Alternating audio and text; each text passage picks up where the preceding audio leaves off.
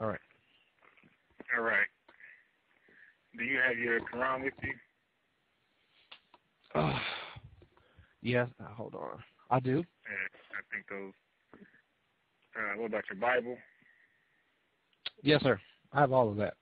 Message to the Black Man? Yes, sir. Our Savior has arrived? Yes, sir. Supreme Wisdom Lessons? I have those. I have that booklet. Yeah, I got that. Supreme Wisdom Lesson. Right. Yes, sir. Okay. I'm under the impression that you believe pretty much every word that Elijah Muhammad said, right? Basically, you're bound by the teachings of Elijah Muhammad, 100%. I believe. Yeah, my response is I believe in the teachings of the Honorable Elijah Muhammad. Yes, sir. He was against the virgin birth, correct?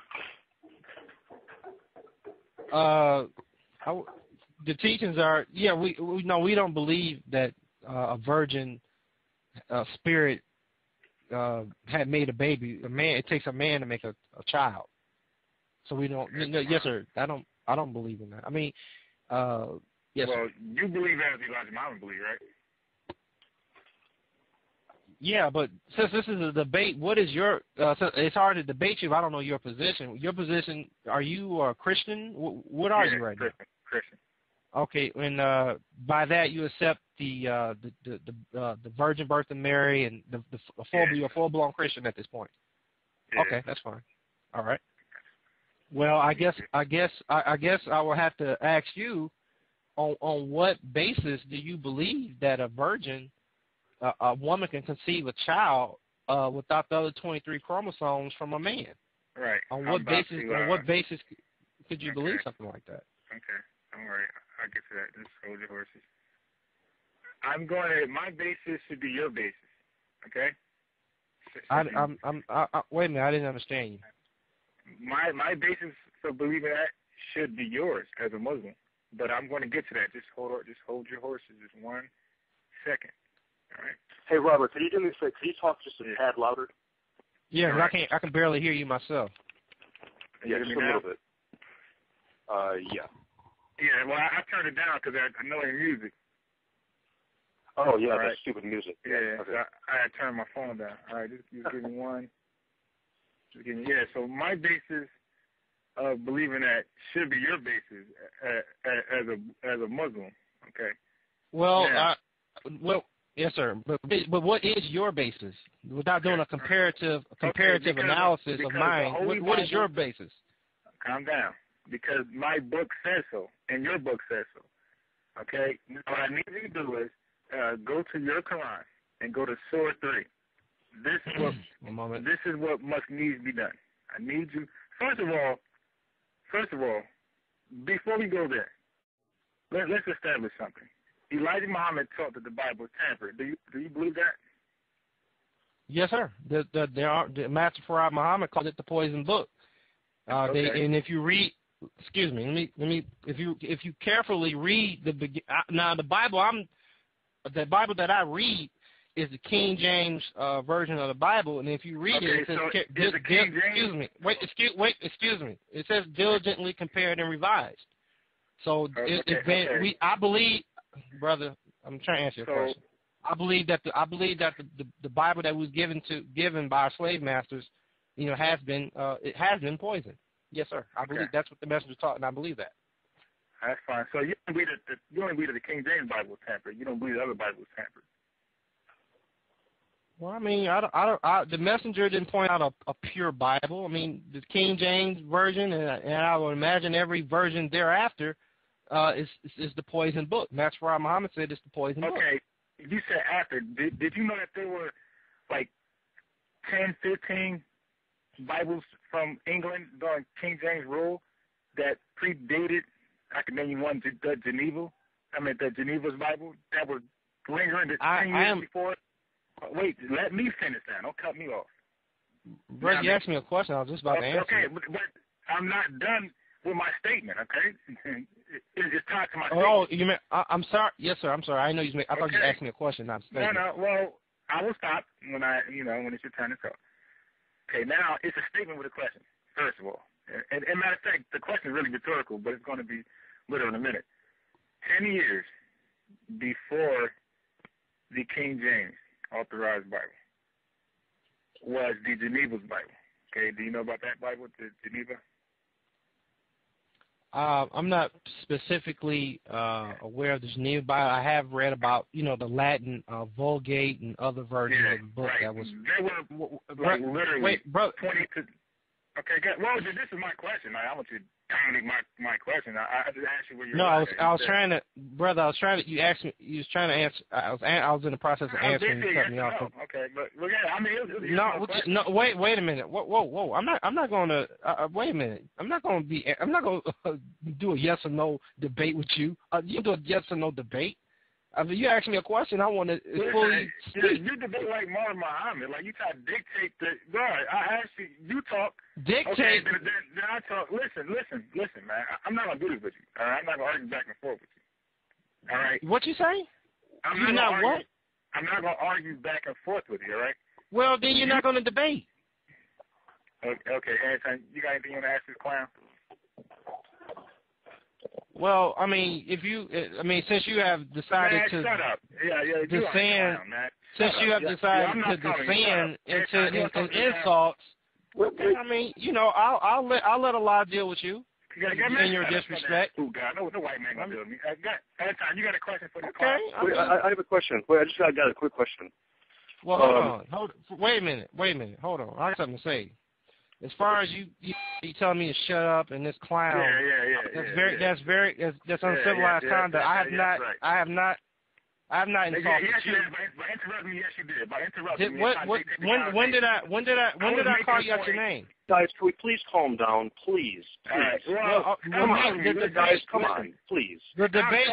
Now we're done debating, Mr. Harris.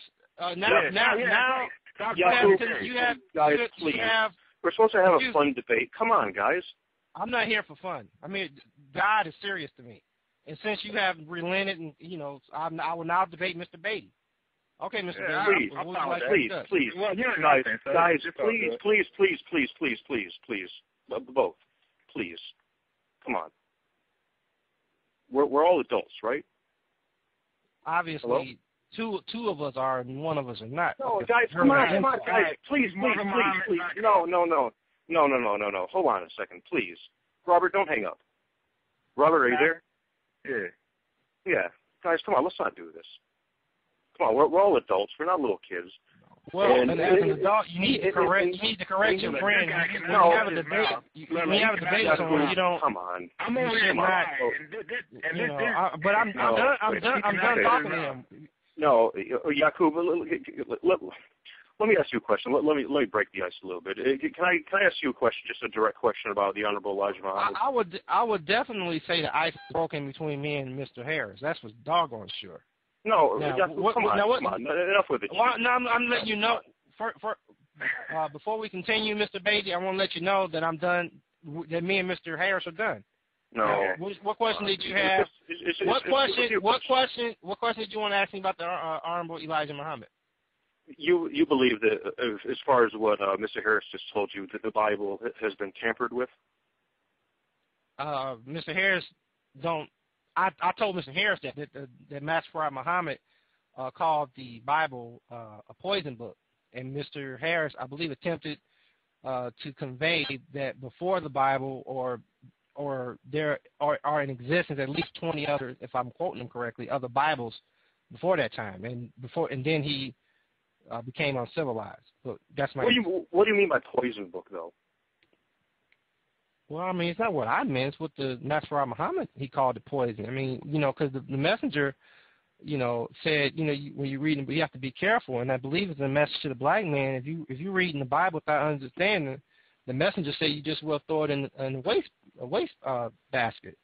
The book, that Bible has verses in there about the Holy Spirit overshadowing Mary, and she conceived, and it's poisonous if you don't have the proper understand it. The Honorable Elijah Muhammad said there's plenty of truth in the Bible if you understand it, and that's why Allah had to raise up a messenger to teach us, give us a proper understanding of that book.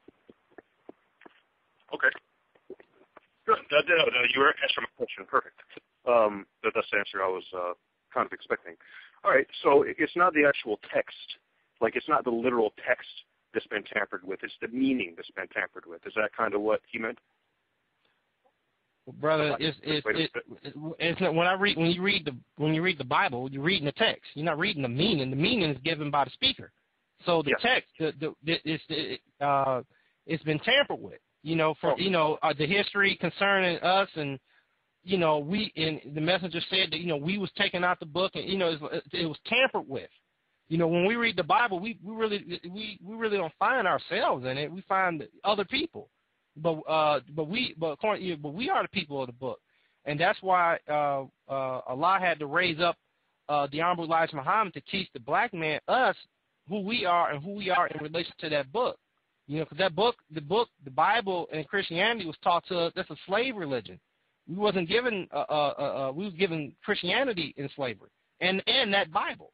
And so Allah had to in order for Him to deliver us, He had to send us a messenger to teach us the proper understanding of that book. When a white man gave us Christianity, and when a white man gave us that Bible, he didn't give us anything. You best believe he didn't give us something that was free our minds, because Jesus said, you should know the truth, and the truth shall make you free. Well, we was in bondage, and certainly when we was given the Bible and the religion of Christianity, that did not set us free. It would be against the slave master's interest to give us something that would literally free us. So Christianity and that book that he poisoned, were made for that end of keeping us enslaved. So Allah had to raise up the Honorable Elijah Muhammad to give us the proper understanding. Understood. What about the Holy Quran? Same thing? What about it? Do you apply the same thing to the Bible as the Quran as far as the textual corruption goes?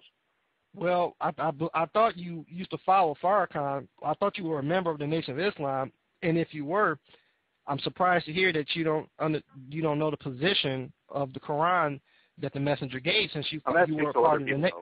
Well, brother, I'm answering the question. So, far as the teaching, the Honorable Elijah Muhammad said that the Quran is the most truthful book. He said some other comments about it, but basically, he did not refer to the Quran as poison, and we refer to the Quran as being holy.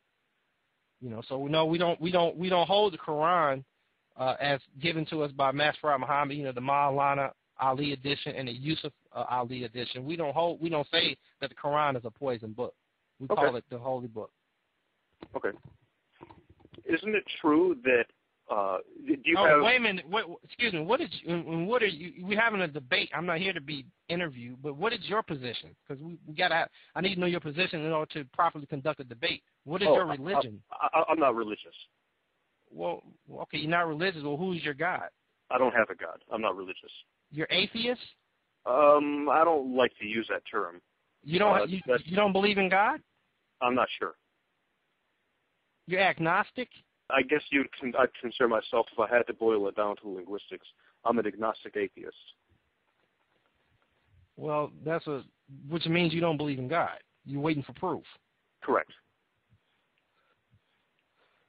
Well, I have a question for you then.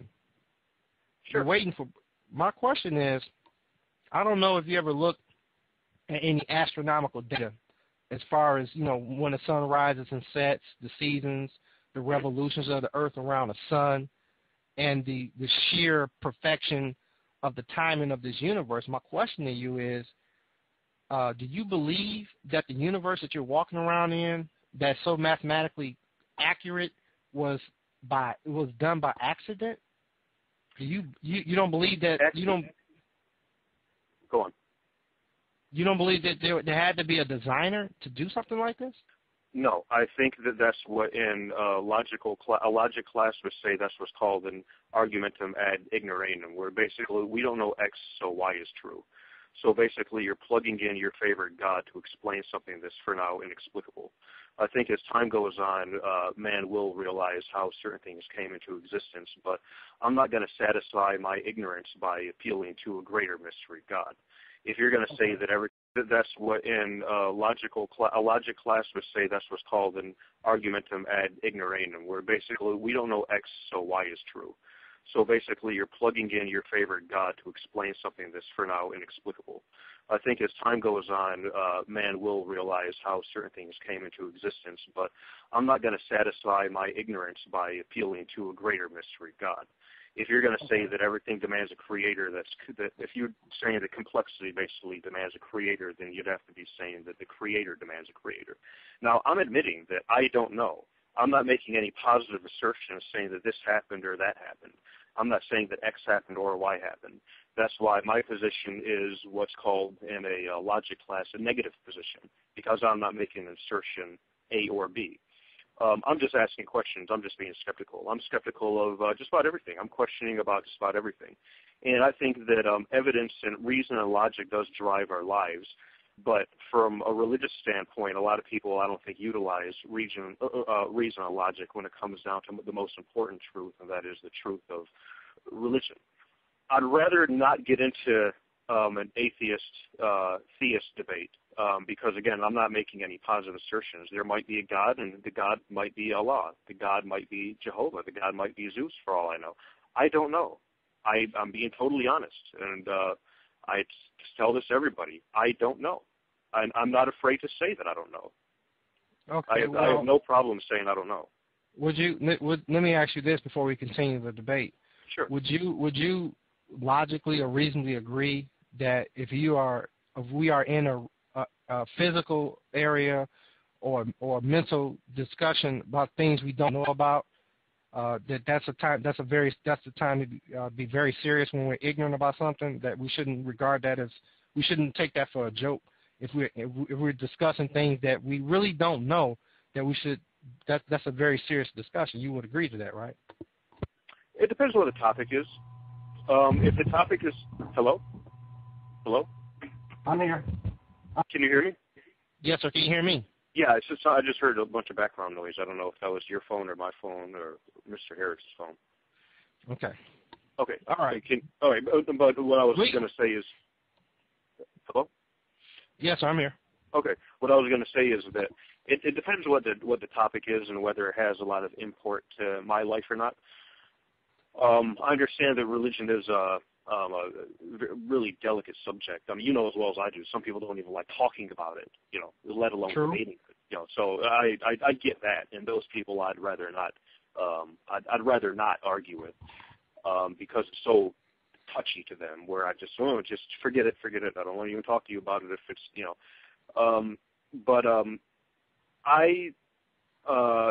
to me it is fun to have these discussions. That's why when you said that you're not here to have fun, I get what you're saying, and I know it's serious to you, but for me, something can be both deadly serious and fun at the same time. Just as a quick example, kind of what we were talking, the study of linguistics.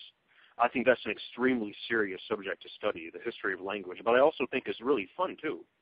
So I have fun, and if you get what I'm saying. So I understand. Both at the same time. Yeah, well, I would agree to that. I mean, I enjoy the discussion of Islam and religion. Right. So I have an understanding. You just said we're here to have fun. I just misunderstood you. But we can go ahead. Now that I understand your position as being a agnostic atheist, I think I'm better equipped now to debate you. When you ask me a question and I turn around to ask you a question, since I know where you stand, I'm now have a better idea of how to question you during this debate. But go ahead. Okay, fair enough. Okay.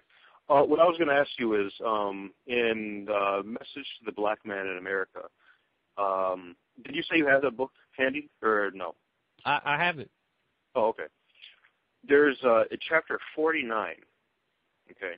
Chapter 49, the chapter that's titled, the title of it is True Knowledge of Bible and Holy Quran. Okay. I'm looking, well, I got to, because in the book, it's not, the chapters are not numbered like that, so I got read. Right. You have a page number? Right. No, I actually have it on. I'll tell you, hold on, let me see. I have the page number right here. I could find it in a second. Just give me one moment. True knowledge, go to page 89. I think it's on that page. No, I'm wrong. It's page 90. Hold on, let me. Okay, hold on. Hey, Robert, are you there? Yeah. Okay. It's page 90, actually, not 89. Page 90. Yeah, page 90. Okay, I have it. Okay, yeah, I was right, page 90. Okay, do you see the second paragraph? Yes, sir. I'll read it if you don't mind. It says, this is a quote, "The enemy has tampered with the truth in both books, for he has been permitted to handle both books. Neither the Holy Quran nor the Bible was revealed with the intention of converting the white race into the truth and righteousness." So I guess my point of what I'm getting at, to get back to what we were talking about 10 minutes ago when I asked you whether you hold the Quran to the same standards as the Bible. Yes. What do you think that Elijah Muhammad meant when he said that the enemy is tampered, when he just said that both books have been tampered with?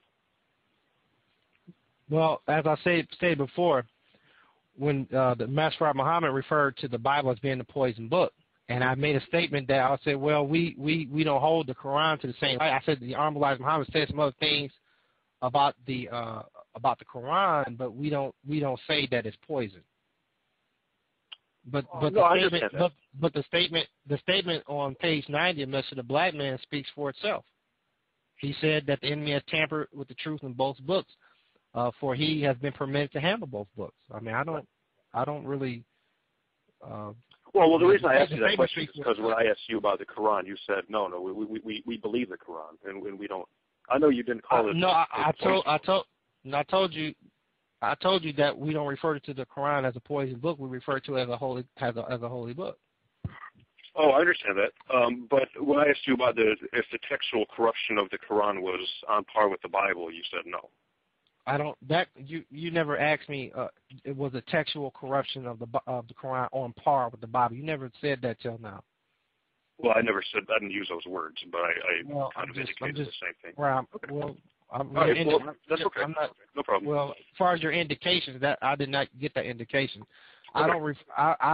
The man said on page. The statement speaks for itself. I mean, what do you?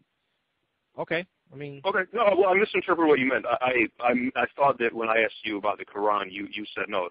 I thought you meant that no, that's a pure book and that hasn't been textually altered. Well, I thought that's what you meant. I never. Wait a minute. I never said that. I said the messenger said some things about the Quran, but we don't refer to it as a poison book. That's what I said. Right, but as far as the textual corruption, is the text the same text that was revealed to the Prophet Muhammad 1,400 years ago?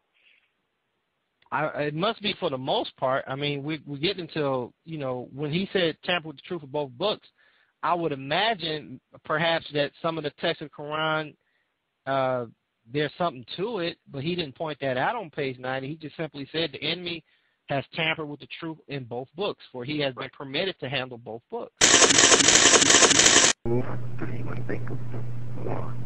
Which we, the Muslims, use for our religious book and guide because of the purity of its text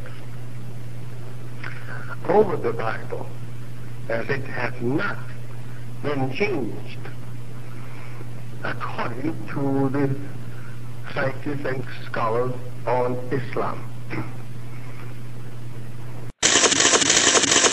What I want to ask you next, leading up with that, is how do you decipher which verses in the Holy Bible and Holy Quran you go by? Is the Honorable Elijah Muhammad the filter? Well, the messenger, obviously, when we're talking about religion and God, if you ask me, is he the filter, how could a prophet of God not be the guide or the filter to God's word? And Honorable Elijah Muhammad, in the back of Message to the Black Man, gave a guide, specifically a guide to understanding the Quran and a guide to understanding the Holy Bible, a guide to understanding the Bible. Yeah, you're right. He does actually.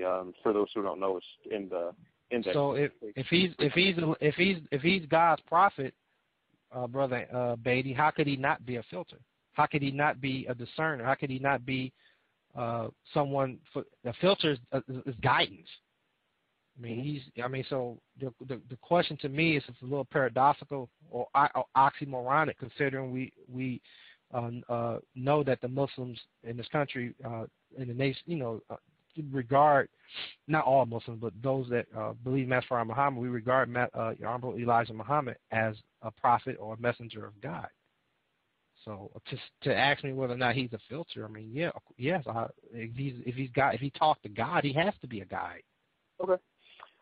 As far as you calling the Honorable Elijah Muhammad a prophet, in or messenger. Right. Right. Okay. Yeah. In Savior's Day in 1966, the Honorable Elijah Muhammad said that I am not a prophet. What did he mean? The Honorable Elijah Muhammad made a statement that the Bible this is an example of what I would have liked to have known would have been the issue for the debate, so I could have specifically been able to quote the man correctly. So I'm forced to paraphrase. I don't have that in front of me, but what he did say that the book calls him a prophet, and the Honorable Elijah Muhammad said, well, he said, I really had nothing else to prophesy. He said, I'm really a messenger. Yet, so he was more of a messenger than a prophet, but he did prophesy. So the book is not a lie. He says he's not really. He says I really have nothing to prophesy. He said he's a messenger. He came with a prophet. I mean, brother, you tell me. If we're not in agreement on that, do you agree that a prophet is someone that divinely? We talking about prophet of God, someone divinely raised and inspired by God that foretells of future events, and he has and he says that he met God in person, and he did foretell of future events. So that will qualify him as a prophet. Now, what is your definition of a prophet? Now, I agree with you. Yes, I'm in agreement with you. Now, okay. If you said that that's what the definition of a prophet is, and you can see that Elijah Muhammad was a prophet, why did he say he wasn't? He said that I'm really sorry. He said what he said was, I really have nothing to prophesy. He was more of a messenger. But you just said that he did prophesy. Excuse me. You just said that he did prophesy. Brother, he said, quote me correctly. He said, I really have nothing to prophesy. He said, I'm a messenger. Quote me correctly before you get sharpen your teeth and think before you make your aha moment. Mm-hmm. Quote me correctly. The man said, I told you that he did prophesy. He was a prophet, but he said he really has nothing to prophesy. He's a messenger. But as far as him saying that the Bible is a lie and that Elijah Muhammad is a prophet, I have nothing to prophesy. He didn't say that. I mean, and we kind of splitting hairs at this point, because the book in Malachi 4 and 5 says, I will send you Elijah the prophet. He didn't say the book lied. He said, well, I really don't have anything to prophesy. He said, I really have a message, and he got the message from Master Farah Muhammad. All right, understood. It's just that you said that. But he did make prophecies. Oh, then he was a prophet. Okay. Okay, but Elijah Muhammad said he wasn't a prophet. So which one is? No, sir. I quoted you what the man said, and I told you at the outset that this is one of the reasons that we could have had a specific points that we wanted to debate. I could have had that ready for you, but what he did say, I really don't have anything to prophesy. That's what he said. He's not a prophet. The messenger did not say that I, Elijah Muhammad, am not a prophet of God, and the book is lying when it calls me a prophet. He never said that. He was more of a messenger than a prophet, because he gave a message directly from the face of God. Okay, so he didn't have. Since you obviously don't understand, let me help you. Okay. The prophets of the past, they didn't meet God or Allah in person, in His face. They were inspired, okay, and they delivered prophecies and messages from the inspiration of God. The Honorable Elijah Muhammad met God in person, met Him at His face, and was told directly by God of what to expect. So he was more of a messenger because he was given a message from the face of God. as opposed to being inspired. He met the man. He didn't get it in a dream. He met God in person. And God specifically told him what to expect, what was going to happen. So he was more of a messenger. When you receive a message, brother, for instance, if I give you a message, Anton, tomorrow Janet Jackson is going to be at the Atlantic Festival. It's going to be where are you in Detroit? Yes. Okay, I'm giving you a message. For example, okay, Janet Jackson is going to be at the Pontiac Silverdome Monday at 4:00. That's a message, but it's also a prophecy because it hasn't happened yet. So so he was telling you that he's more of a messenger. He got this directly from God, and the message was foretelling of future events. But he was telling you that more of a messenger. Everything he gave us of divine came directly from the mouth of God. So by him calling himself a messenger, he's more than a prophet. Okay, so he said I really have nothing to prophesy. It's a message. Okay, but I guess this is my point. This is the main point. Excuse me, brother. And messages sometimes foretell of future events, and it's very clear. No, I understood. I understand. I understand what you're saying. I know you understand now. Okay, Yakub, hold on. Just relax. Well, I get what you're saying. You said that, and I'm actually quoting you. So hold on. Wait a minute. You can't do that. No, I can do this because this is a debate. You have given direction. You have given direction. Wait a minute. You have given direction to the debate. I have a question for you. Let's talk about something specific, such as the white man being the devil. Do you believe that? No. Why not? Because there's no scientific evidence that points to any genetic deficiencies in one race over another. Being devil necessarily means you have to have a genetic deficiency? So what's your definition of a devil?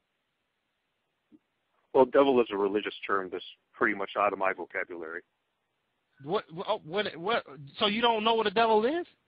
That's not a word that I use. It's just like the word. I didn't ask you to speak the word. Do you know what a devil is or not? According to religious terminology, it has different definitions. One definition would be how is it worded? I heard a philosopher one time say that it's the manifestation of disobedience to God. It's not an actual being. It's not an actual spirit creature. It's not a conscious spirit creature that you can't see, but it's your own internal negative side, to put it at least. In fact, if you want to. Okay. Do you have a Bible? Hold on a second. Come on. I let you finish. So let me finish. In fact, there's one part in the Bible where it says that the devil entered Judas at the Last Supper. And if you look at the Greek word that they use as devil, it can be interpreted for his mind, almost. It was for his mind, not an actual devil. Deceptive intelligence that rationalizes disobedience to God is a phrase that Minister Farrakhan said in Saviors 897. Another definition of the devil that people give is they believe it's a literal spirit creature. They believe in the man who wears red pantyhose and has the horns and the pitchfork. Some people really believe that image of the devil. So depending on what religious person you're talking to, the definition of devil changes. Just like depending on what religious person you talk to, the definition of God changes. So I guess what I'm saying is the definition of devil is the relevant. Excuse me. Before you jump. Excuse me. No, wait a minute. Excuse it's my me. turn. Wait a minute. But before we go there, you answer my question. It's my turn. Before we go there, wait a minute.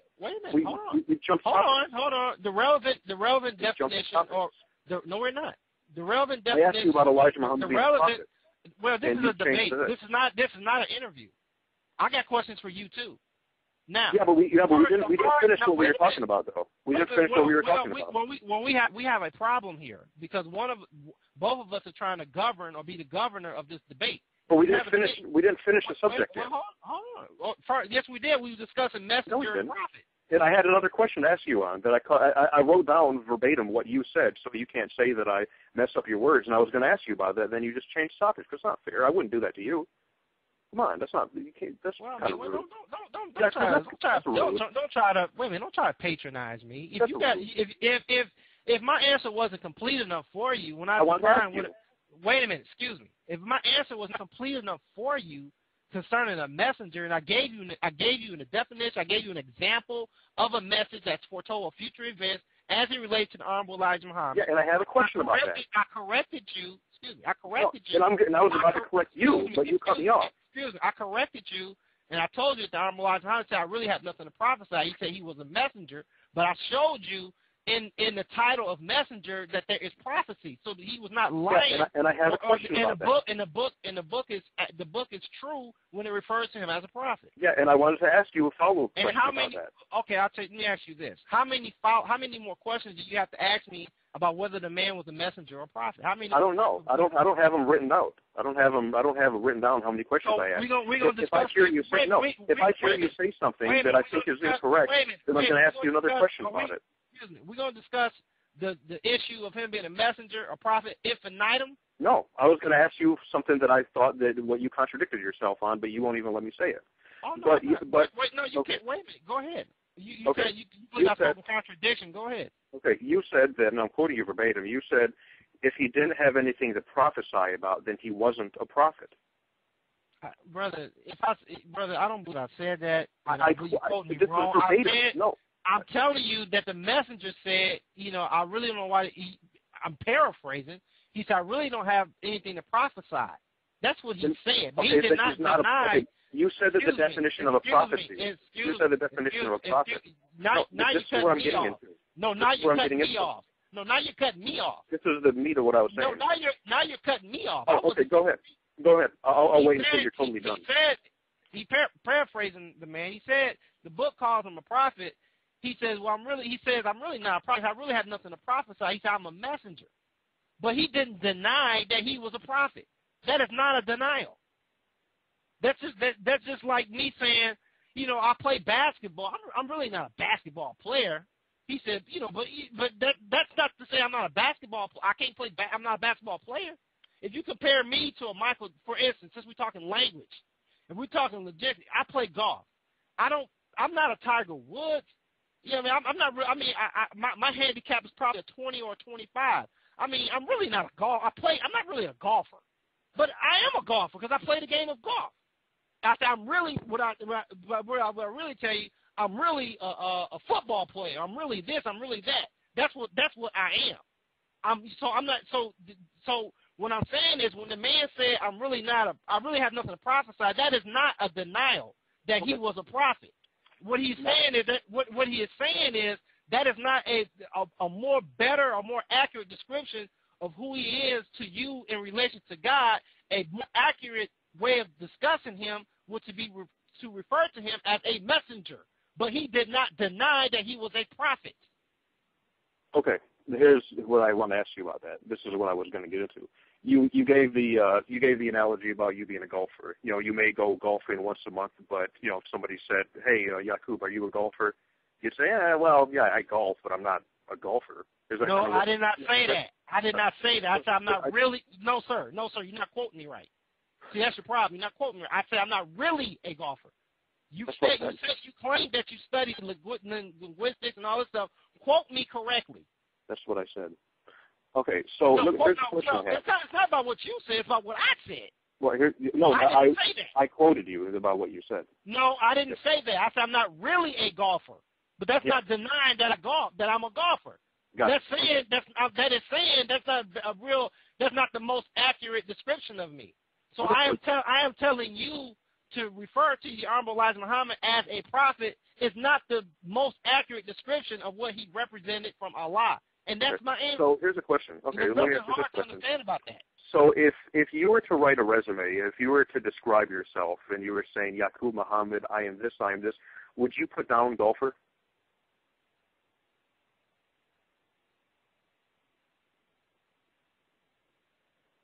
I mean, we're talking. I don't know. It depends on who I'm presenting the resume to.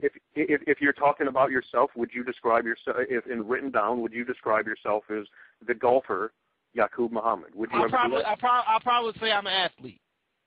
Okay. Which would include golf. Okay. Okay. So if Elijah Muhammad... So if I refer to myself as a messenger, that would include prophet. All right. So he was a prophet. He was a prophet. You're not denying that. Neither did he. What you mean what I'm denying? I'm discussing what he said. Yeah, I know. And he said in Savior's Day 1966, and I'm quoting the verbatim, I am not a prophet. I am a messenger. So Elijah Muhammad made the distinction. Let me finish. Wait a minute. Whoa, stop. Where you read? Show that to me. What book are you reading that from? Where you no, it's not a book. It's Savior's Day 1966. Well, so you asking me to rely on you point out page 90 in the Message to the Black Man. Mm-hmm. We can discuss that. But then we supposed to take for absolute truth your recollection of something you're not pointing out to me? Sure, because I could play it for you right now if you like. Play it. You want to? Okay. Yes, hold sir. On, yes, sir. All right, hold on. Give me 1 second to pull it up here.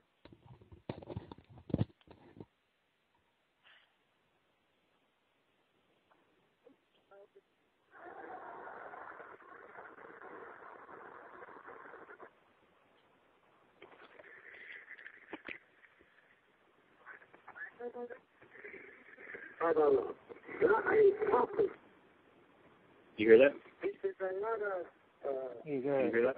I'm listening. Okay. He said, and just so I'm going to. Hold on a second. He said, I am a messenger of Allah, not a prophet. Okay, I'll play it again. Sure. Play it again.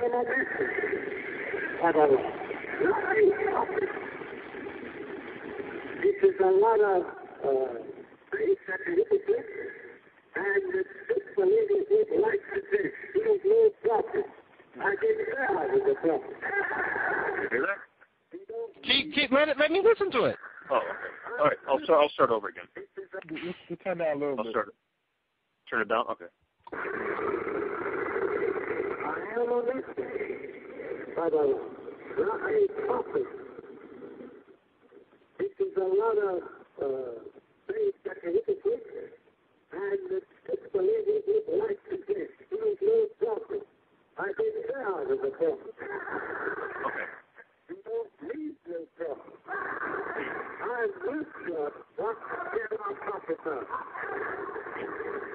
Now, Elijah Muhammad there just denied that he's prophesied. No, sir. You playing a clip where he was talking about what the hypocrites and disbelievers are saying about him. I have not heard that statement in context. Because I told you before, when he represented himself as a messenger, that includes prophet. He didn't say. He said that he made a distinction. Yes, sir. There is a distinction. I told you. But you said they overlap. You said that they overlap. You said they overlap. But Elijah Muhammad just distinguished himself from being a prophet. Yes, sir, they do. They have to overlap because a messenger. No, but Elijah Muhammad didn't say that they did, though. Elijah Muhammad differentiated between the two. You are playing a clip, and I haven't heard. He was talking about the hypocrites and disbelievers saying he's a prophet, and then you keep cutting it off. That's right. I'll play it again. I'll play it again. No. I'll let Elijah Muhammad do the song. Let it play. Sorry about that. I am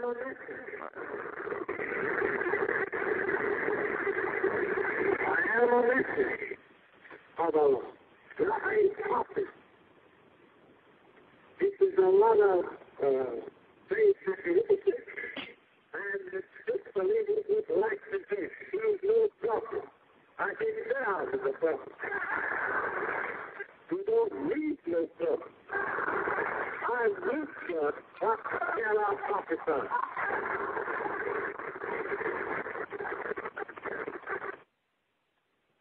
You hear that? Would you let it play?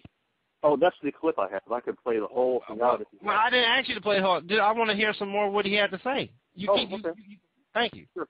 No, I got to get the whole thing here. I got to get the whole thing because I have that clip on file here because the audience clapped for about 15 seconds and then he started talking about something else.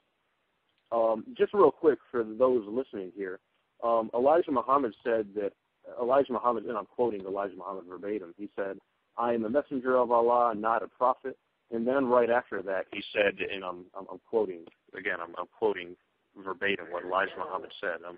You could listen to it yourself, and I'll post a link for those who want to hear it. He said, there's a lot of things that the hypocrites and disbelievers would like to think that I'm a prophet. And this is Elijah Muhammad's words, I didn't say I was a prophet. So Elijah Muhammad said out of his own mouth, I didn't say that I was a prophet. And I acknowledge he said that, and he also said, I'm not really a prophet. I have nothing to prophesy. Well, here's the thing. Here's I the am a messenger. Here's the problem. There is no problem, because what you don't understand. No, sir.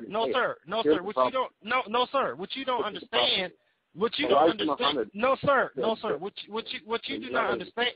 No, sir. What you don't understand is that the prophets, Jesus, Muhammad, Noah, David, Solomon, these men didn't meet with God face to face. Understood. The honorable Elijah Muhammad met with God face to face and was given a message, and the message foretold of future events. He was not a prophet. He met with God. Here's the problem with that. Excuse me. I'm not finished. The prophets of old were inspired by the voice or a dream or a vision. He is not a prophet in that sense. He is a messenger, because he met with God face to face, and God gave him a specific message to give to the people. Now, he can wear the title prophet because the message he delivered foretold of future events. And he referred to himself as the last messenger of God. You can't make your mind up. You can't make your mind up. You keep contradicting yourself. And here's the problem that I was getting into. No, sir. The problem I was getting into is that Elijah Muhammad said... No, sir. Show me the contradiction. I'm going to do it if you let me talk. I'm going to do it if you let me talk. Yes, sir. Elijah Muhammad said, and I quoted him again, and you confirmed that he said this, and you admitted that he said this. He said, I never called myself a prophet. Right? Okay. Here's a problem. That is not. Please let me finish. Please let me. No, you can't. You can't keep on doing that. As I told you, this isn't going to work. As I told you, that's your opinion. As I told you, you have to let me finish. No, sir. As I told you, no, sir. As I told you, you have to let me finish my point.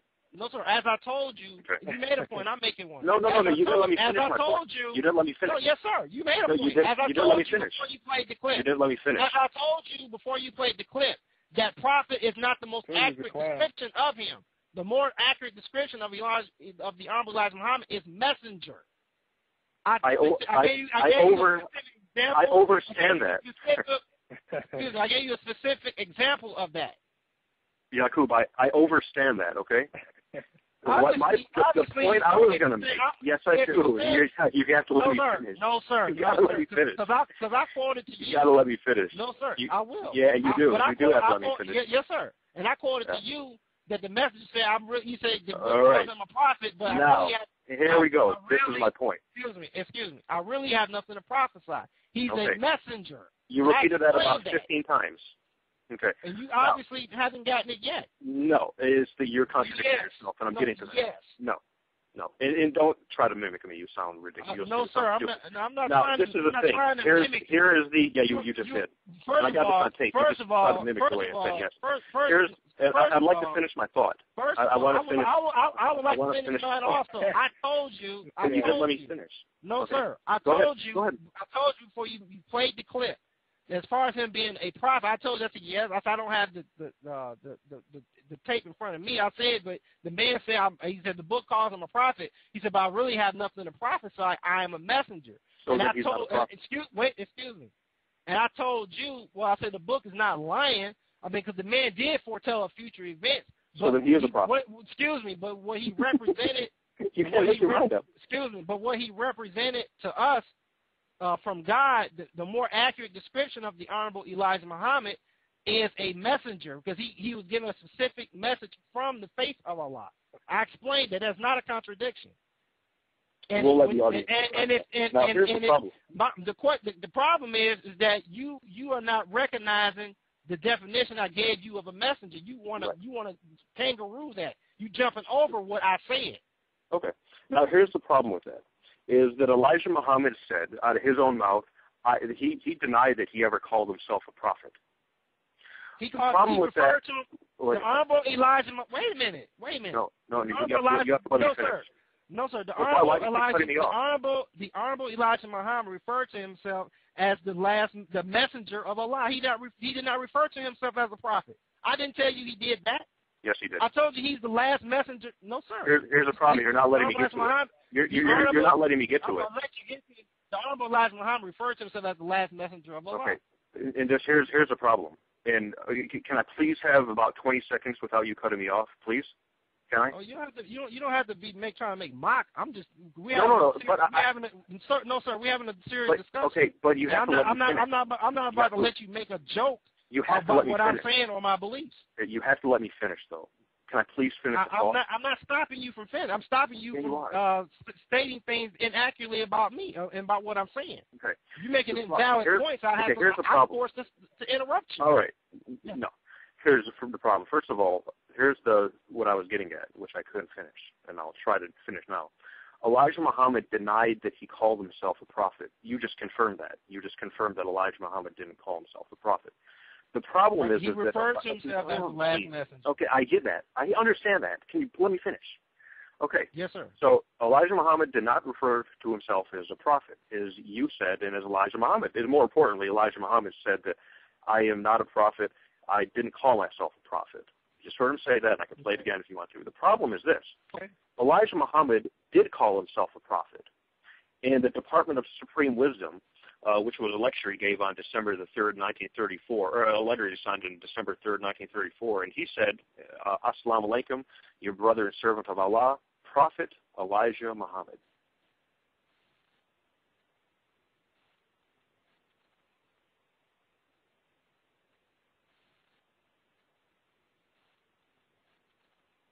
Uh-oh. Did your phone cut out, Yakub? I'm late. My phone did not cut out. What is your point? He missed it. Yeah. Yeah. Yakub? Yes, sir. Are you thinking right now of a response to give? Yeah. No, sir. So what do you think about that? I'm thinking that you are quoting a source that I'm not familiar with. That I recognize a source. And that's the problem. That's the problem. No, yeah, no, sir. No, sir. That is the problem because the books that I have in front of me, Message to the Black Man, Fall of America, the Supreme Books, Wisdom 1 and 2. Yeah. Like, yeah. You're getting some alleged writing that I'm not authentic. That I have at my disposal. I'll send you a link to it right now. Are you by your computer? Do so. Yes, sir. All right. Very good. Department. It's actually it'd be a lot easier. Just go to Google and type in Department of Supreme Wisdom. This is no secret. Is that a book by the messenger? Department of Supreme Wisdom. Yeah. What is that? It's 1934. Who else could it be? Yep. 1934. The Supervisor of Allah from his office in Chicago. It was a letter to the Ministry Class Number 1 in Michigan, and he signed it. And I'm quoting. Where is it? Where is it? Okay, Google it right now. And it's called Department of Supreme Wisdom. That's all it's called, Department of Supreme Wisdom. Then you could just type in 1934 just to narrow it down. But if it says your brother and servant in Allah, you Prophet are Elijah Muhammad. No, sir. That's not authenticated. Yes, that is not in it. Yes, no, sir. You are bringing me to a web page. No, that's not anything. All right. Okay. The Muhammad Speaks in Seventh Fam just totally made that up. You're right. So anyway, no, sir. I did not say sir. that Muhammad Speaks. No, sir. I did not say Muhammad Speaks and Seventh Fam made that up. That's what. Yeah, you're right. They just added that in there. I said just that added your prophet in citation. there. No, Sure. Sir. I just said that your citation is not authentic. Yeah, sure. Sure it's not. Okay, sure it's not. Okay. All right. Okay. Now, page 110 of Message to the Black Man in America. You said if you could. Do you still have the book open? What version? Okay, what version of the book do you have? If you could open up to the inside cover. Wait, I got the message to the. What are you talking about? What does it say inside? The book. The inside cover, what does it say? Copyright 1965 by Elijah Muhammad, published and reprinted 1997. Am I reading it right? No, mine's copyright 1965. Okay, and then what does it say? Does it say on the next page?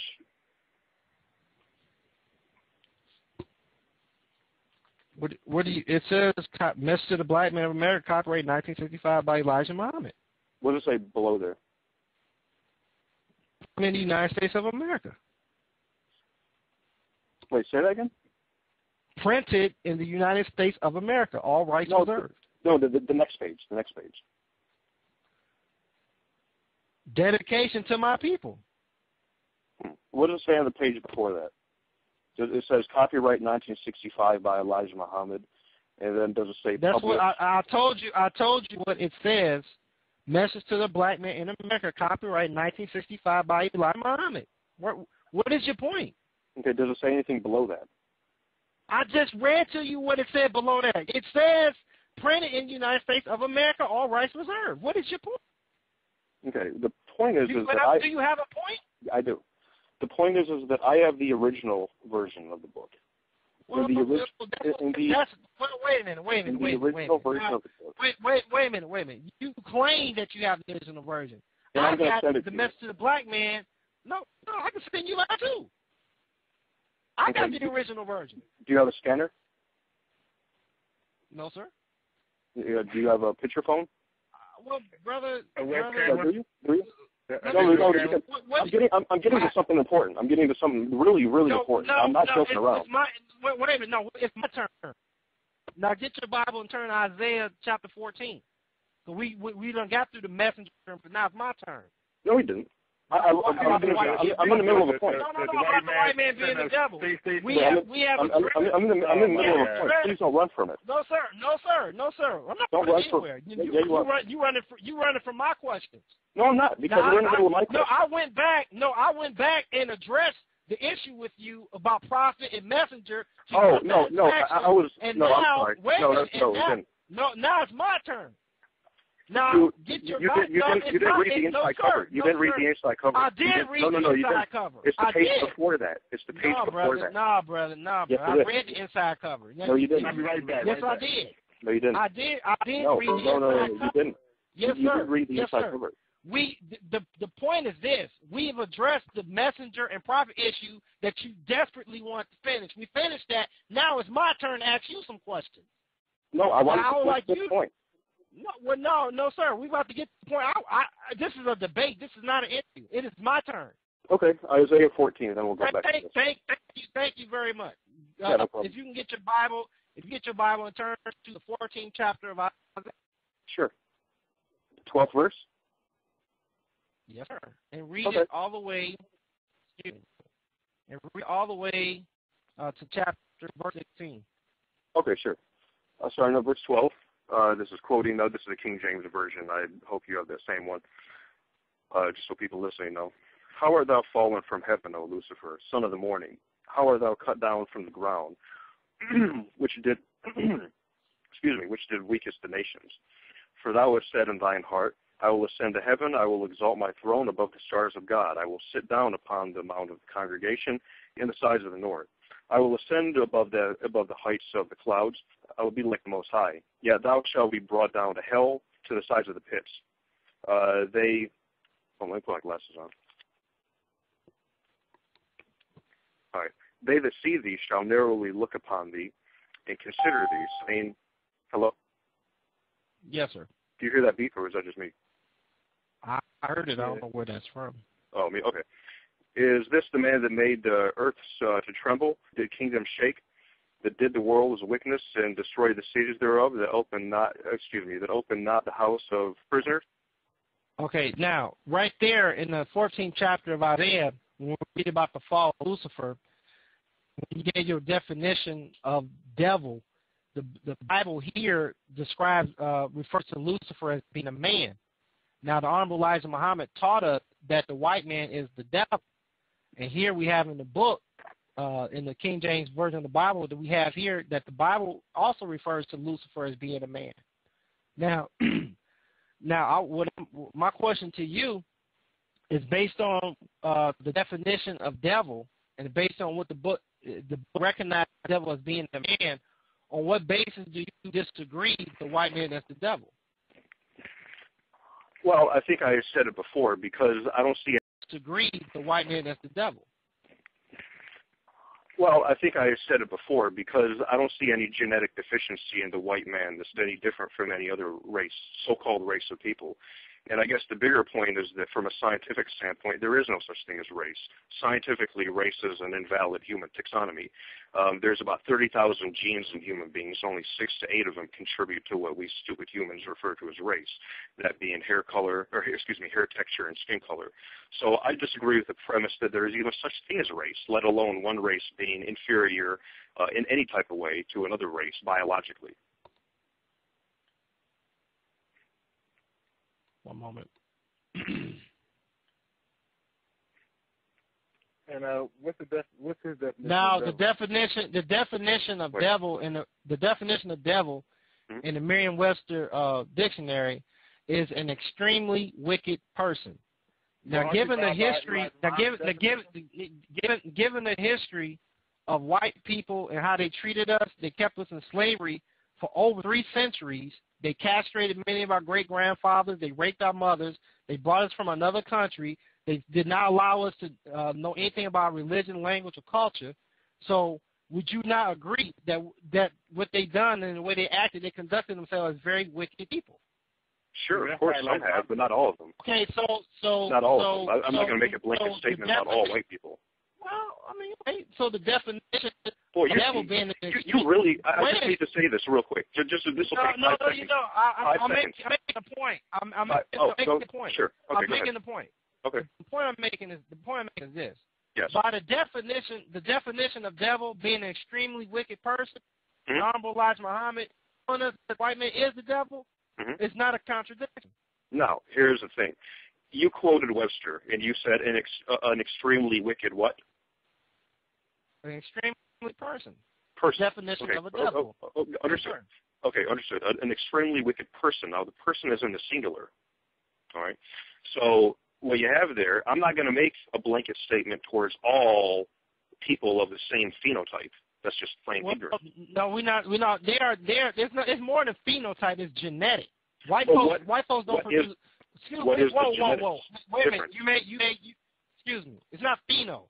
Because a black man and a black woman can come together and have children. They can have different color and hues. Well, when white people come together and have children, they don't have black children or light-skinned and dark-skinned children. They're genetically different. You know what phenotype means? Phenotype refers to physical characteristic. Exactly. Do you know what phenotype? Yes, I do. When two black people. No. Do you know what phenotype means? Yes, I do. I know what phenotype means. They are genetically. It's the outward characteristics of a human being. Excuse me. They are genetically different, and that's a scientific fact. Of course it is. What's the disagreement? Don't tell about no phenotype. Well, it's not just phenotype. They are genetically different people. Here's a question that I got it back. Here's a question that I have that I asked you at the beginning. What can you point to in the anatomy of the so-called white race that's not in any other race that makes them evil? You need to make the connection before you make the claim. So make the connection for me. Help me understand. I'll tell you that Messenger taught us in Message to the Black Man concerning the making of they were grafted out of us from the brown German to the final stage, which is, excuse me, it is. I'm answering your question. Whether you accept that to be an evil.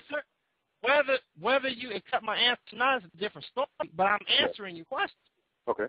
So Messenger taught us how the white man got here, who made them. And he also taught us during that process of grafting them out of us that they were killing black to get to that child, and that was born in their nature. That's why it's their nature to hate us. So it's complete. So when they were genetically being brought out of us, that hatred and that spirit of hatred is in them, and that's what's taught in Message to the Black Man, starting page 100, the making of the devil. Okay. You certainly can't historically point to them being the black man's friend. The white man's all over the earth. The white man's all over the earth oppressing the black man. Here's a more objective question I have. What genetic component corresponds with being evil?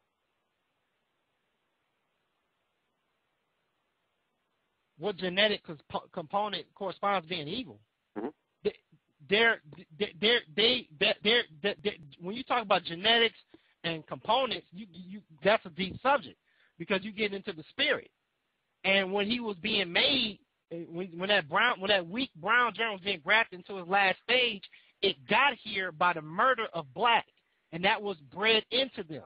What biological relation is there between the black germ and being evil? I didn't tell you there's a biological connection between the black germ and being evil. I didn't say nothing about that. What's the biological relation between being white and being evil? I just told you they were grafted. It took 600 years to graft them out of the black man. That's not answering my question. No, yes it is. No, it's not. I'm answering you. Yes, it is. I'm answering your question. Okay. It took. Excuse me. It took 600 years to make them. And I know. I understand that. Well, keep understanding. During that 600-year process of making them, in order for them to get here, they were murdering the black baby and preserving the brown and the yellow and eventually the white baby. So it's in their nature to hate and want to kill black. Okay. Back to my original question. How does a black germ versus a brown germ, or a brown germ versus a white germ? What's the correlation between that? I don't know nothing about a white germ. You tell me about the white germs. I don't know nothing about that. Okay. Tell me about so tell me about the white germ. Didn't it eventually become an all-white race?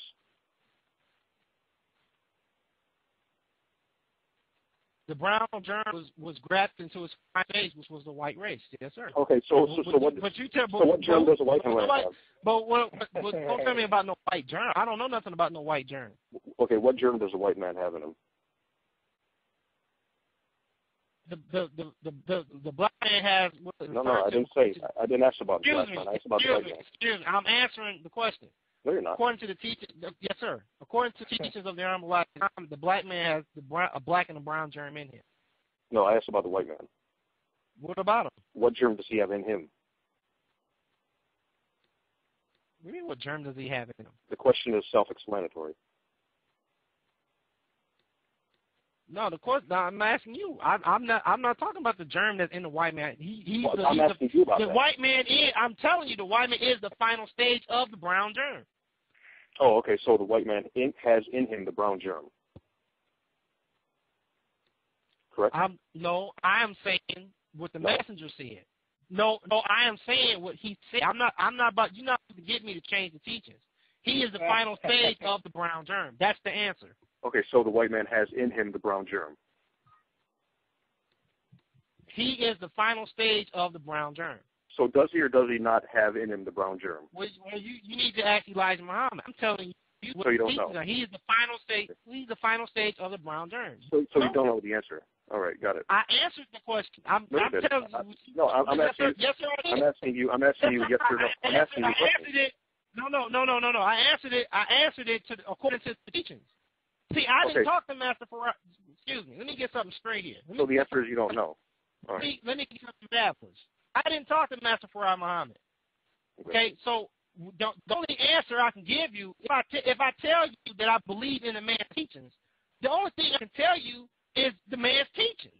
Now, you want to go interjecting that, well, does the white man got a brown germ in him, brother? Is that what you saying? Well, I'm not only here to talk about what I'm saying. I'm telling you what the man what he taught. So don't ask me outside of what the man wrote.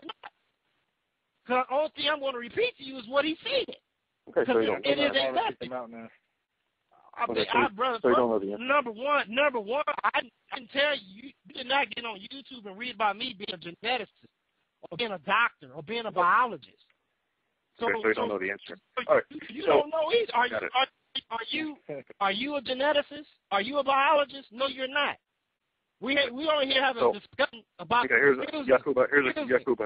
We are on here having a discussion about his teachings. Right. Not my personal knowledge of genetics. All I did was ask you a question about his teachings. I did not answer your question. I did not represent to you that I am a genetic. I did not represent to you that I am a geneticist that has investigated. That has investigated Elijah Muhammad. I told you that. So you don't know the answer. Teaches. Got it. Okay, I got it. I don't believe in the teachings. So I don't even agree with the premise. The answer is... Now, here's the next point I was going to make. No, sir, this is the point. The answer is he is the final stage of the brown germ.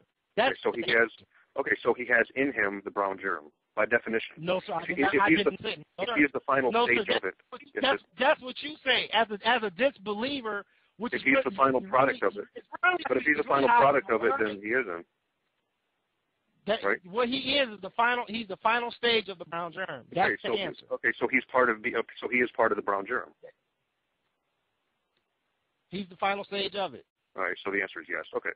Now here's the question I have. Prove to me. Elijah Muhammad constantly said, "Prove it." He said, "Prove it, prove it, prove it." Prove to me that there is a relationship between skin color and between. The messenger didn't come to prove it, nothing. He came to deliver a message, whether you accepted or let it alone. Right. He didn't come here to really. He didn't come here really to argue. He came here to deliver a message, and whether you believe it or not, that's up to you. Okay. The fact that you can't prove it is. Yeah. Elijah Muhammad always said to prove it. Elijah Muhammad said always prove it. You want quotes from that too? He also said he's not. He also said that he's here to deliver a message to you. You can accept it or let it alone. He also said it also. Actually, you're actually wrong about him not challenging people's arguments. If you actually I did not say. No, sir. I didn't say he didn't challenge people. I did not say he did not challenge people and offer $10,000. If you can prove. Excuse me, if you can prove what saying is wrong, he also said that you can accept what he said or let it alone. And you said he didn't come here to argue. No, I didn't say that. No, sir. No, you play it back. Robert, you have it on tape, play it. No, you have it on tape, play it back. Well, it's not on tape right here. I'd have to get it. You just said you had it on tape.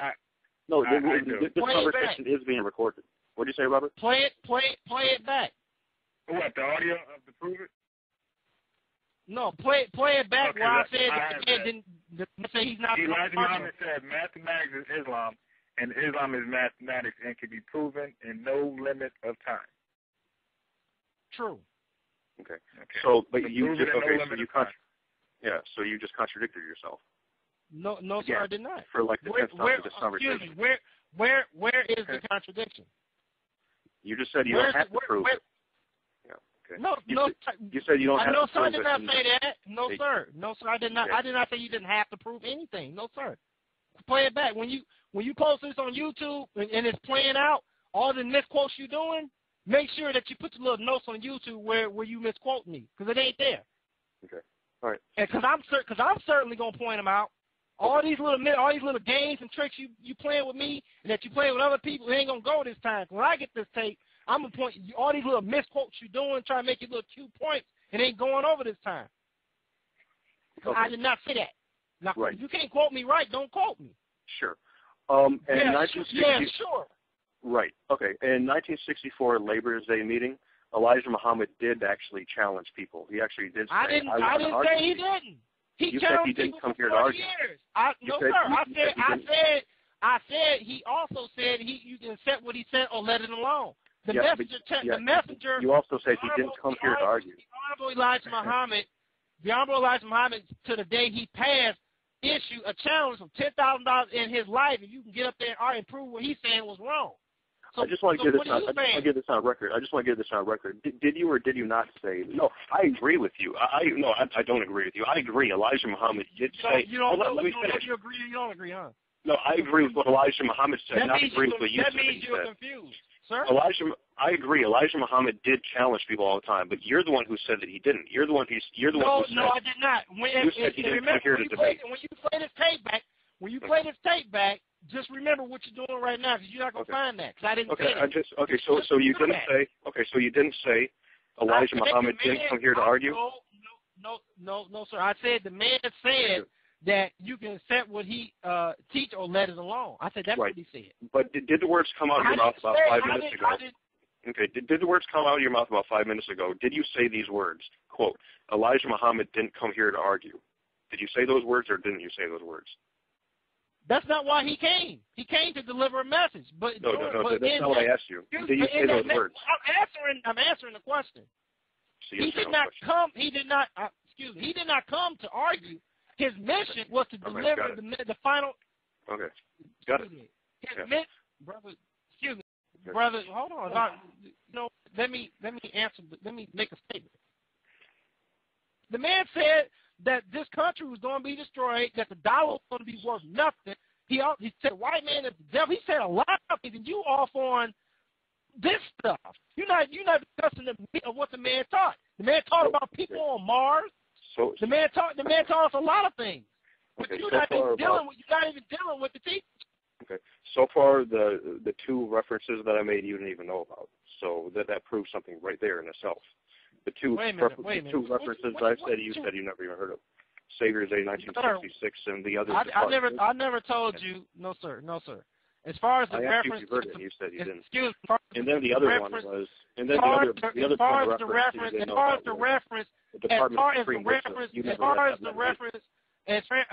reference to the website, I didn't mean that website. As far as the reference to him saying he's not a prophet, I acknowledge that the man said I hope what he said that I really have nothing to prophesy. He said the book calls me a prophet. He said, well, I really have nothing to prophesy. I am a messenger to you. I already beat you on that subject, so we can move on. Don't tell me that I don't know. I didn't recognize. So I told you that before you played tape.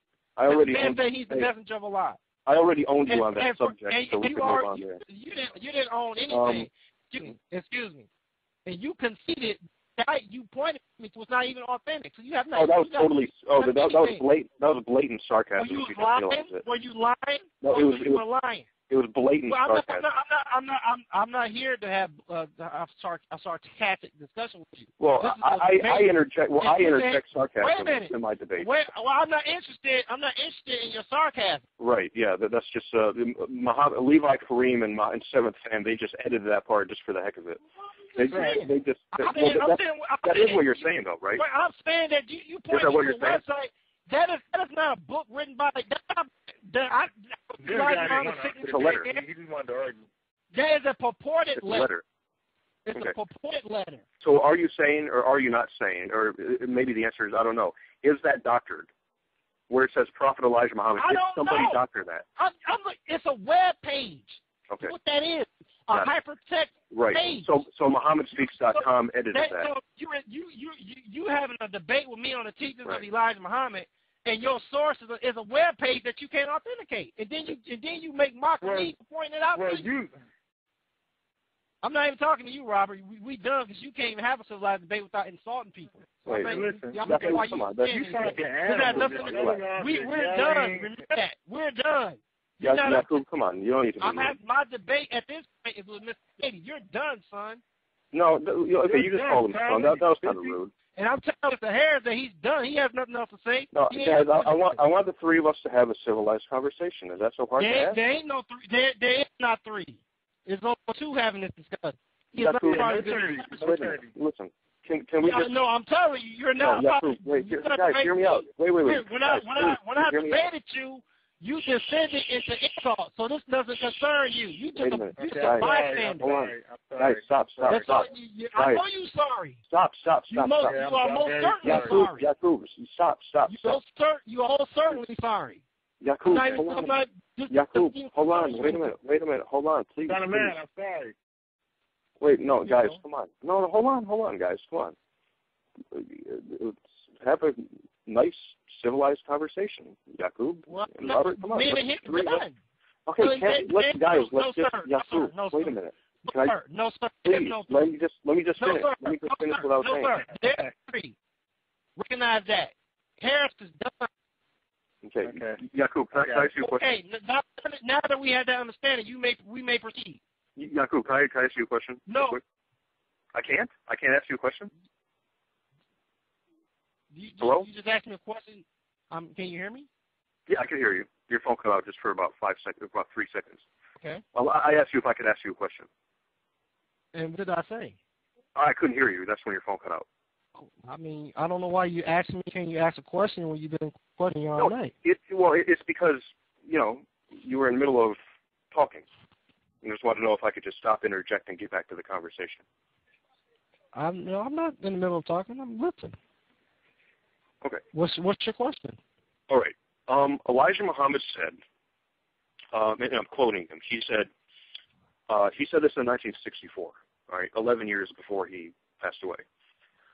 He said, and this is a verbatim quote. He said, "I'm going to go all over this country, brothers, until Allah comes, and you might be surprised when you see he and I together." Now, when did we ever see the Honorable Elijah Muhammad and Master Farad Muhammad together? Well, let me say this.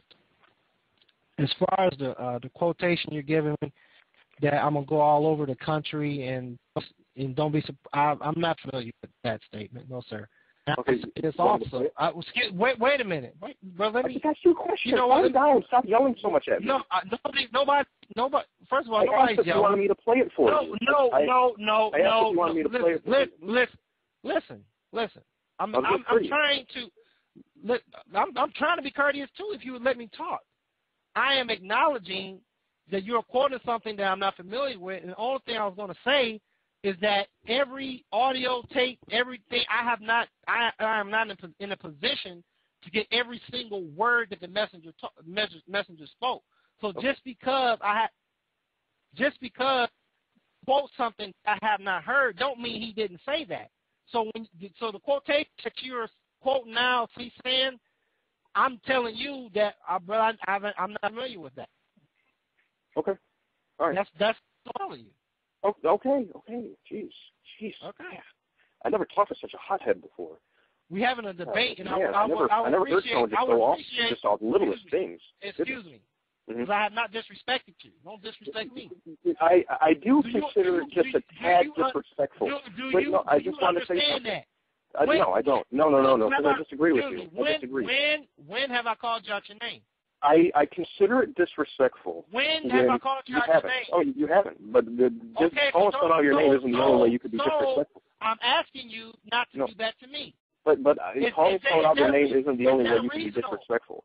Excuse me. Is that reasonable? I consider it disrespectful. Is that reasonable? Is it reasonable for me to ask you not to call me out my name, and since I'm not calling you out your name, is that unreasonable? No, of course not. What I'm saying is, I agree with you. What I'm saying is that calling someone outside their name isn't the only way you could be disrespectful. Personally, I think it's disrespectful the way you constantly, like your former teacher, interrupt me all the time and don't let me finish a thought. I do consider that in. See, you're doing it again right now. You're doing it again right now. You're doing it again now. The problem is this is inherent. You don't understand that. We have a debate and we do not have a moderator. Debates are you let somebody. I've had a lot of debates before. I've had lots of debates before, and people let other people finish. No, you're cutting me off. No, you're cutting me off now. You're making a cry. I'm cutting you off and breaking me off. I'm telling you. Your phone's breaking up. Your phone's breaking up. Your phone's breaking up. Your phone's breaking up. I have to tell you that. Can you hear me? Can you hear me now? It's a little. Can you hear me now? Yes. Okay. Yes. It is apparent that we're going to have this problem of cutting in and wanting to say something because this debate is not moderated.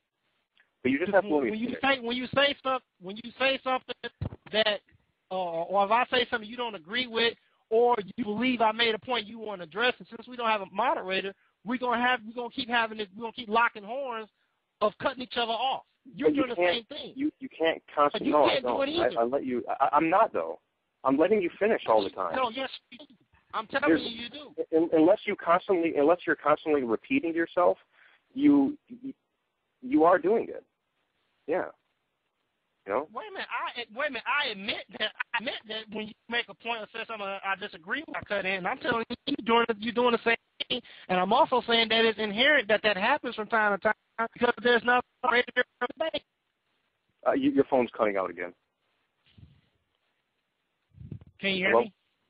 It's breaking up a little bit. Yeah, I could hear your voice, but your phone's breaking up a little bit. Can you hear me now? A little bit of it broke up, but yeah, I could hear you better now. Let me ask you a question. What I'm saying is that we got to find a way to continue without irritating the other. Because the problem is the debate is unmoderated. I got an idea. When you say something, yes.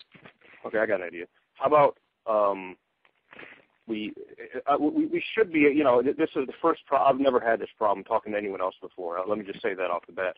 I guess what we're going to have to do is you know, you really just have to let me finish a thought. You just can't butt in, and I'll try my best. I really don't think. First of all, you gotta extend the same. You gotta extend the same courtesy. You know, you have to extend the same. It's just me. The point I was making a while ago was regarding page 110 of Message to the Black Man in America.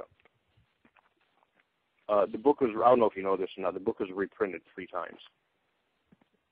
Well, if we're not reading if we're not reading the same version of Message to the Black Man, it was fruitless to have a debate. If you got a version that has something in it that I do, then the only thing that's going to happen is when you quote it, I won't be able to recognize it. Or I mean, we don't have to say we got the King James Bible.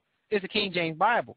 But if you the New International Version, I got the King James Version, then we can have a full debate. If we're not reading the same book, then it's kind of fruitless to get into something that's written in your book that's not written in mine. This is why I disagree with you. That is an inherent problem. This is why I disagree with that. Is because I have 3 different versions of Message to the Black Man in America. One of them is one of them is the original hardcover 1965 version. Okay, the other one is a reprinted and is a published and reprinted version from 1997. Okay. Well, I don't know nothing. Wait a minute, I don't know nothing about that. I have the 1965 version. Okay. That's why I asked if you could scan it, because I have the original 1965 version, and it says something different on page 110. Now, you said if we don't have the same book, then we don't have Please let me finish. God, can you please let me just finish one time? I mean, you can be funny all you want. I'm not being funny. I'm being serious. Yes, you are. That's not. I'm telling you, if we don't have the same thing, if we don't have the same book, then there's no point in even discussing page 100. If you got a different page 100, that's just common sense. Okay. All right. Can I please finish? Can I? Yakub? I mean, I don't know why you being making mock. I swear I'm not. I'm honestly not mocking you. I'm being totally serious. Do you acknowledge what I'm telling you? No. I need to finish. We got two different books. How in the world we gonna talk about two different? How we gonna have a discussion if we not recognizing the same source? I need to finish my thought. I need to finish. I'm not stopping you from finishing your thought or your sentence. Yeah, you are. You keep quoting about 1997. I don't have a. You are. Can I please finish? Yakub, can I please finish? Well, I mean, you can stop playing mock and just speak. I'm not stopping you from speaking. Yeah, you are. Speak. Okay. There's 3 different versions of Message to the Black Man in America. There's the original 1965 version. It was then reprinted again in 1973. It was then reprinted again in 1997. The version you have, and that's why I was requesting that you send me the inside cover of it, is because the version you have is a reprinted version, and I wanted to see the inside cover of it. Is yours a paperback or hardback? Is yours a paperback or hardback? He's trying to guess. You're cutting off. I can't hear anything you're saying. Yakub. Hello? Hello? Hello? No, your phone's. I hear your voice, just little bits of your voice, but your phone's breaking up horribly. I said it's paper. Your phone's breaking up. Okay, I heard you say. All I could hear you say was paper. That's all I heard you say. Your phone's breaking up. If you can stand somewhere else for a minute, that'd be great. All right, your phone's breaking up really bad.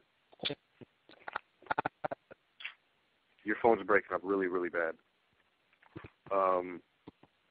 So I'll wait a couple minutes because I can't hear anything you're saying. I could just hear little tiny bits of your voice. That's all. Oh, wait a minute. Oh, I didn't see you. Yakub, I could hear your voice, but your phone is breaking up really bad. I don't understand what's going on. There you go. No, there you go. I can hear you. There you go. Good. Okay, so say something again. Yakub. I'm here. Yakub. Okay. No. Your phone. We're probably having a problem with the phone now. Your phone is going in and out. Say something again, just so I can make sure you hear. I said that the version I have is a 1965 paperback. Okay. The one I have says 1965 in it too, but the thing is that on the inside cover it says when you open the very first page, it says in big letters, "Message to the Black Man in America" by Elijah Muhammad, messenger of Allah, leader and teacher of the American so-called Negro. Do you read that too?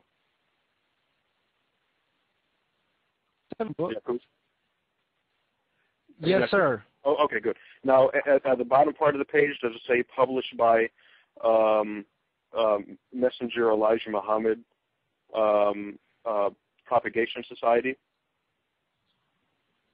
No, sir. Okay.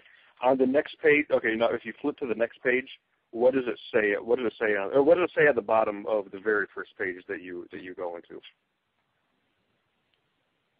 Does it say published by? Who does it say published by? Muhammad's Temple number 2. And then beneath that, what does it say? This reprint is under the auspices of the Honorable Louis Farrakhan and the Nation of Islam. There you go. Thank you. Now, the version you have is a reprint that Farrakhan's group printed. The one I have is the original 1965 version that was produced under when Elijah Muhammad was still alive and leading the Nation of Islam. Now we're getting to the meat of it. The version that you have is an edited version. The version I have in my hands is the original one that Elijah Muhammad produced. Now, what I have, now go to page 110. Yakub, your phone's breaking. Your phone is breaking up again, Yakub. Your phone's breaking up again. Phone is breaking up again. I can't hear a word you're saying. I can't hear anything you're saying. I just hear a bunch of, what would you call that, Robert? A bunch of static. Static. Yeah, I hear just a bunch of static. I can hear remnants of your voice, but I can't hear anything beyond that. Can you hear me now? Yes, there. Good. I can hear you now. Well, I mean, you getting into the you're making a statement that the version I have is not an authentic version. Yes. Now, you're by your computer, and if you don't believe me, I'll happily email it to you right now. Now, go back to page 110. I have 110 here. Okay. I mean, but the point, before we continue, wait a minute. Now, let me speak. Before we continue, we you're saying that version. Are you there? Again. Oh, go ahead. Mm-hmm. So you're making a statement. So you're to me that the version I have is not an accurate version. It's obviously not, and I'll prove it to you. Well, you say it's accurate. I'll prove it to you. Okay, John, are you on page 110? I am. Okay, now do you see where in the third paragraph that I had you read about 20 minutes ago or whatever? Now do you see in the third paragraph where it says, they now boast of building rockets to land on our moon? Okay. You see that part? What year did man land on the moon? I don't know what year that was, but they say I don't remember. It was okay. I'll just tell you. It's not a big deal. Okay, it's not a big deal. I don't want to make a big deal. It was July 1969. Okay. Okay. Now the version I have, the original version, by the way, and I have to stress that the original version that was published. That's your assertion. No. This is a fact. No, that's your assertion because I'm not looking at what you're looking at. You assert that you. I'll email it. That's fine. But for right now, this is your assertion. Okay, I'll email it to you too. That's fine. I'm just for the record stating this is your assertion. All right. Okay. They now boast of building rockets to land on our moon. In parentheses, it says, which can't and won't be done. Now, this was published 4 years prior to man landing on the moon. Elijah Muhammad authorized an edited version in 1973, 4 years after man landed on the moon, a fact that Elijah Muhammad conceded in his Theology of Time lectures. So, in other words, Elijah Muhammad... Okay, you said he conceded. What did he concede in the Theology of Time? What concession did he make? He admitted that the white man landed on the moon. No, so that's acknowledging. That's an acknowledgement. But what's a concession? The concession is that man really did land on the moon, contrary to what he said in 1965. No, wait a minute. Contrary to what I said, the white man. You're breaking up again, Yakub. Did the Honorable Elijah Muhammad say contrary to what I said, the white man landed on the moon? No. Okay, then that's not a concession. That's an acknowledgement that he landed on the moon. Okay, but it's contrary to what he said in the original message to the black man. I mean, according to you. So you think I'm lying? I don't know. I'm not. How can I say you're lying when you're quoting from a book that I don't have? I'm just saying that you're making the assertion that you have an authentic copy and the version I have is not authentic. What's your email? And the only I gave it to you before we debated. Remember? It's in a different room. Let me get to it. warofchrist@gmail.com. Are you on it right now? I'm on the internet with you now. Okay. So if you want to get, if you're saying that this version that I have is invalid, that was reprinted by Moss number 2, then that's an issue between that has to be raised between. That has to be looked at. But I'm not, I'm not here to debate. I didn't even know it was up for debate whether or not the message to the black man I have is authentic. As far as I'm concerned, it is authentic. It's not. I have both assertions. That's your assertion. It's an assertion that I proved. You did not prove anything. You are asserting that but you did not prove anything. Then why you also made an inaccurate statement when you said that the Honorable Elijah Muhammad conceded when he actually did was acknowledge that the white man went to the moon. So when you said that he conceded, that is not a concession. Yes, it is. No, that's an acknowledgement. Did he say? Wait a minute. Did he say that I lied and said the white man went to the moon and believers he did go, or did he just simply say that the white man went to the moon? That's just acknowledging what was represented by the white man. That's not a concession. He said that the white man went to the moon, which proved wrong what he said in 1965. Get a dictionary and read the definition of a concession. My question, define concession. Your phone's breaking up a little bit again. Find the word concession. All right. That's not a question. That's a demand. I don't care what your question is. Define the word concession, Mr. Your phone's breaking up. That's fine. Can you hear? No, I could barely hear. I could hear your voice again. I could hear your voice. I could tell it's you and not Robert, but I can't hear what you're saying because your phone is constantly breaking up. Can you understand me now? Yes. Good. There. Okay. Define the word concession. Okay.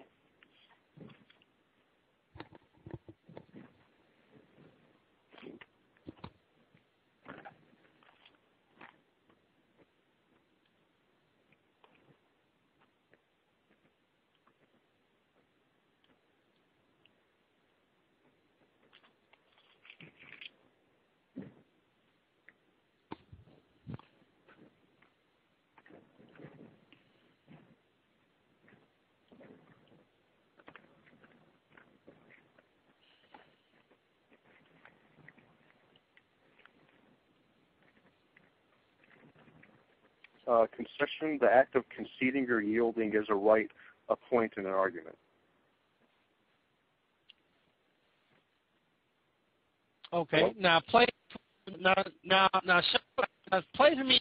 The messenger made a concession that he was wrong about the white man going to the moon. Oh, the problem is they didn't acknowledge him. They didn't acknowledge that he said that in 1965. He did was you said he conceded in Theology of Time, didn't you? If he admitted, yes, he did. If he says one thing, no, hold on a minute. Hold on a second.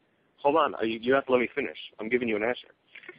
If Elijah Muhammad said something in 1965, and then something happened that he said wouldn't happen, and then he admitted that happened later, that's a concession.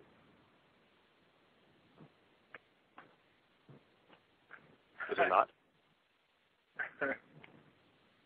Yakub? Is his phone breaking up? Is your phone conveniently breaking up again? Yeah, I don't know if your phone is really breaking up or not. I'm having a hard time believing your phone is getting broken up at these times where you're... Pivotal moment. Yeah, I know, right. It's just like that one guy that you and Brand were debating. Oh, and yeah. Then, Brand was getting him on. Yeah, right, yeah. And then he was like, what did you say? I couldn't hear you. What did you say? It's like, oh, get out of here. You know you heard him. Right. Yakub, come on. I know your phone isn't breaking up. Stop it. Yakub, come on. All right. Boy, this was ass kicking on a pretty high level. This is going to be a fun one to post. Man. Oh yeah, he totally. Oh, good, you're back. All right, good. Now, warprice@gmail.com. Oh, your phone is breaking up again. Your phone is breaking up. I heard you back for a second. Now your phone is breaking back up again. That's my phone's breaking. I can hear you. There's nothing wrong on my end. I can't hear. Good. I can hear you now. Now I can hear you. I can hear you perfectly. Oh, good. Yeah, okay. But the problem now I can hear you. I do not know why. I do not know why you cannot hear me. I'm asking the concession. Because you have a metro. That's why. Right. I said play concession. My phone's not breaking up. I can hear you perfectly. I'm asking you to play the concession. You made a statement that he conceded. Play the concession. What does a concession mean? I said play the concession on Theology of Time. Oh, I have the book. I said play the concession. Your phone's breaking up again. I can hear you perfectly. Yeah, but I can't hear you. Yeah, but I can't hear you perfectly. Your phone's breaking. Okay, here it is. You said. Okay, the Theology of Time. Here we are. Okay, the Theology of Time. And this was actually a. Let me get the date here. Give me one moment. Yeah, here it is. This is October 8th, 1972. Elijah Muhammad said, "This is why the moon that you see up there is real, and the devil has been there to see if it's real." So he conceded that yes, man did land on the moon, contrary to what he said in 1965. That's not a concession. Okay, if I say something, let me ask you a question. Let's say, let me ask you a question. Let me ask you a question. No, sir. That's true. That statement is not a concession. Can I ask you a question? The question, that statement is not a concession. Let me give you an example. You are wrong for that. Let me give you an example. Let's say no. Okay, wait, hold on a second. Do you understand that it's not a concession? I'm going to give you an example that proves it is. Let's say that 10 years ago. Okay. Let's say hold on a second. Let me finish. Let's say 10 years ago. 10 years ago from now. Let's say it's 2001. Okay. And all three of us are on a phone, and you, Yakub, you say, you know what? I don't believe that there's ever going to be a black president. You say that, you know what, there's never going to be a guy in the White House who's not white. All the presidents I don't ever believe that this country will ever elect a black president. And then 2008 comes and Barack Obama becomes president, okay?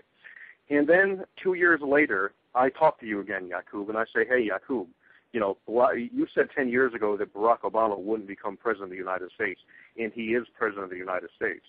And if you concede that, yes, Barack Obama is the president of the United States, whether you admit that it was a concession or not, by you admitting that Barack Obama is the president and you acknowledge that he is not a white man, then you just conceded that you were wrong 10 years ago. Now, comparatively speaking, that's the same thing that Elijah Muhammad did. You wouldn't even have. Yakub, I can't hear your phone is breaking up. I can't hear your phone is breaking up again. Your phone is breaking. You need to get a new phone. You need to get your phone. I know he's doing. He has an area in his house or wherever he's at, his basement. Where else, Yakub? Because I can't hear a word. No, he purposely goes to that area where it breaks up. Yeah. Because, Yakub, I can't hear a word you're saying, but the point is, and everyone listening will agree with this, I don't care who you are, if you said 10 years ago that there will never be a black president, and then Obama becomes president in 2008, and then in 2011, if you say that Barack Obama is president, that he is white, that he is not white, then without even you admitting it, without even you saying so, by definition, you just conceded it. Now, whether you want to admit that or not, I don't care. I mean, I'm not here to convince you. You're not going to admit it anyway. Right. And I just want to say this, and this conversation is over. Yakub is becoming a pretty boring punching bag, and that's what he's becoming, just nothing more than a loudmouth punching bag. Right. I just want to say this: if you notice Yakub, and then if you listen to Marvin Muhammad. Listen to how many mannerisms that he has that he picked up from Marvin Muhammad. Right. So he's just like him. He tries to overtalk you. He tries to interrupt you. His phone conveniently is going off. I had a good time, but Yakub, you're nothing more than a punching bag. Wait. Don't hang up yet. Let me just say this first. Okay. That this guy trying to downplay like my intelligence.